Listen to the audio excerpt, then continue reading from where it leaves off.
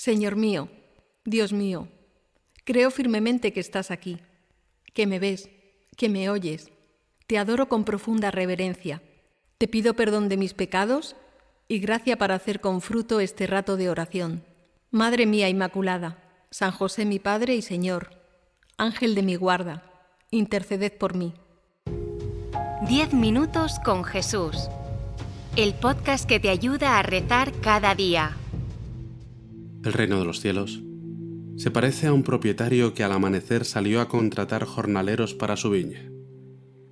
Después de ajustarse con ellos en un denario por jornada, los mandó a la viña. Salió otra vez a media mañana, vio a otros que estaban en la plaza sin trabajo y les dijo: «Id también vosotros a mi viña, y os pagaré lo debido». Ellos fueron. Y conoces bien el resto de la parábola. Señor, tú nos llamas a todos a trabajar a tu viña, a cada uno en un momento concreto y con una misión concreta. Como decía con fuerza el Papa Francisco en la JMJ de Lisboa, en la Iglesia caben todos, porque tú, Señor, quieres que todos los seres humanos se salven, que lleguemos a la santidad, a la comunión contigo. Y es una alegría descubrir el camino concreto por el que nos llamas dentro de esta gran familia que es la Iglesia. Como dice el dicho popular, pues tiene que haber de todo en la viña del Señor. Y cada uno somos libres de corresponder o de no corresponder a esa llamada de amor. Y tantas veces Jesús nos ayuda a ver cómo otros han sabido corresponder. Hoy, hace justo una semana, o sea, el pasado 13 de agosto, falleció Fernando Pérez, después de una larga lucha contra la leucemia. Cuando le visitó la enfermedad, Fernando, buen cristiano, la aceptó con entereza. Y me gustaría meditar contigo, Jesús, en estos 10 minutos, algunas palabras que dejó escritas como testimonio, porque a mí por lo menos me han ayudado mucho. Son unas palabras que escribió hace unos meses, cuando parecía totalmente recuperado de su enfermedad, y contaba su experiencia de enfrentarse durante 2 años a una leucemia. También grabó el testimonio en una charla que dio para un grupo de amigos. Y una de las primeras cosas que cuenta es que cuando le ingresaron por primera vez, pues unos amigos con los que acostumbraba a salir a correr, el grupo de los runners, pues fueron a visitarle y como varios de ellos habían estado en Torreciudad haciendo unos días de retiro espiritual, pues le llevaron una imagen de la Virgen de Torreciudad bendecida, una imagen que Fernando puso en la cabecera de su cama y que le ha acompañado durante toda su enfermedad. Y cuenta el propio Fernando que al principio de su ingreso pues todo iba muy bien. Los dolores eran razonables y al entrar en el hospital pues alguien le dio unos artículos sobre cómo santificar el dolor en un hospital y se los leyó y le parecieron muy interesantes. Y él pensó en hacer lo mismo, en seguir al pie de la letra esos artículos, dispuesto a ofrecer todo su dolor y, como él decía, a salvar más almas que San Pedro. Decía, rezaba muy bien. Y le decía al Señor: tú no te preocupes, que no me voy a mover del pie de la cruz ni 1 milímetro. Pero pronto descubrió que un hospital puede no ser el mejor sitio para rezar, sobre todo cuando eres un paciente. Los dolores comenzaron a aumentar y la mucositis producida por la quimioterapia empezó a hacer estragos. Y en ese periodo la predisposición a elevar el espíritu y a ofrecer el sufrimiento a Dios se fue resquebrajando. Hubo muchas noches oscuras donde el dolor se hacía insoportable, donde la fe se pone a prueba. Y en esos momentos Fernando se preguntaba: ¿dónde está Dios ahora? ¿Por qué la Virgen que está en mi cabecero no me ayuda? Tanto rezo, ¿de qué sirve si solo me alivia el fentanilo y la morfina? Es decir, solo la ciencia te ayuda y los rezos no.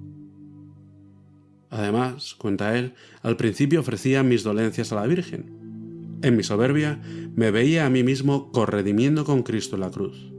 Esto se predica en los retiros y círculos a los que asistimos. Ahí estaba yo, erguido, dispuesto a dar ejemplo de fortaleza. Pero al ir aumentando los dolores y al ir perdiendo un poco la cabeza a causa de ellos, empecé a verme a mí mismo como un impostor. Nuestro Señor estaba en la cruz voluntariamente y yo estaba allí por obligación. Mis rezos iban encaminados a que Nuestra Señora me sacara de allí. ¿Qué mérito tenía ofrecer algo que te viene impuesto contra tu voluntad y encima estás rezando para que desaparezca? Pero en esta situación, Fernando descubrió que en el hospital había también un arma secreta: los servicios religiosos. Y al entrar pidió asistencia religiosa diaria y todas las mañanas, temprano, como a las 7, un sacerdote le llevaba a la comunión. Y luego, a media mañana o por la tarde, ya sin llamarle, pues el sacerdote se acercaba para charlar con él. Y cuenta Fernando, esa comunión diaria es lo que me mantuvo en pie esos días de dolor. Por la mañana los dolores eran menores y me podía centrar en la comunión. Esos breves momentos de intimidad con Dios me ayudaron muchísimo a sobrellevar las noches oscuras. Me decía a mí mismo, mira qué suerte, que el Señor te viene a visitar al hospital igual que tus familiares o amigos. Y la estancia en el hospital empezó a alargarse y Fernando llevaba ya 2 meses sin salir de la habitación, en aislamiento y además sin fecha de salida.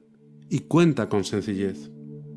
Siempre me han predicado que un cristiano siempre debe estar alegre por el solo hecho de saberse hijo de Dios. Sin embargo, cuando pasas tanto tiempo ingresado y no ves la fecha de salida, el carácter empieza a agriarse. La ansiedad y el pesimismo empiezan a abrirse paso. A pesar de los cuidados de mi familia, en especial de mi mujer, hubo días en los que no supe o no quise proyectar una imagen de alegría y paz a mi alrededor. Tuve días de alguna mala contestación a los que me rodeaban. Pero en ese estado de mi estancia, por la noche me quedaba solo. Mi mujer se iba a casa y me quedaba solo con la Virgen de Torre-Ciudad en mi cabecera. Aprovechaba esos momentos para charlar con ella un rato. Tengo que confesar que en algunos momentos me echaba alguna bronca que provocaba que de inmediato llamara a mi mujer para pedirle disculpas por mis malas palabras. Y todo arreglado.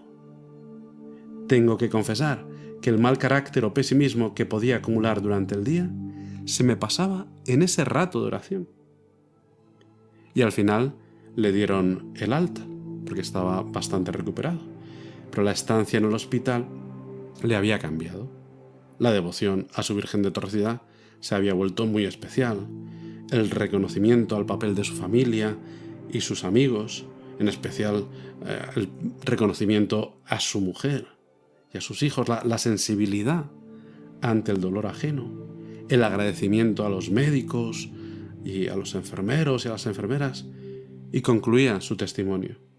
El hospital es un mal sitio para rezar, pero es un sitio magnífico para aprender a rezar, a sentir la verdadera debilidad del ser humano sin la ayuda de Dios, y al mismo tiempo ver la grandeza del propio ser humano reflejado en ese sacerdote que no te conoce y pasa todos los días a darte esperanza a través de la comunión, de todo el equipo de enfermería que te trata como si fueras el único paciente que hay ingresado, de tu familia y amigos, que te apoyan y ayudan cada uno en lo que pueden.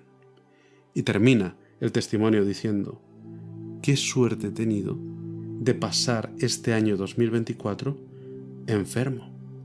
Me ha permitido ver la cantidad de amigos que tenía y que no valoraba suficientemente, la familia tan maravillosa que tengo y sobre todo he descubierto a la Virgen de Torre-Ciudad.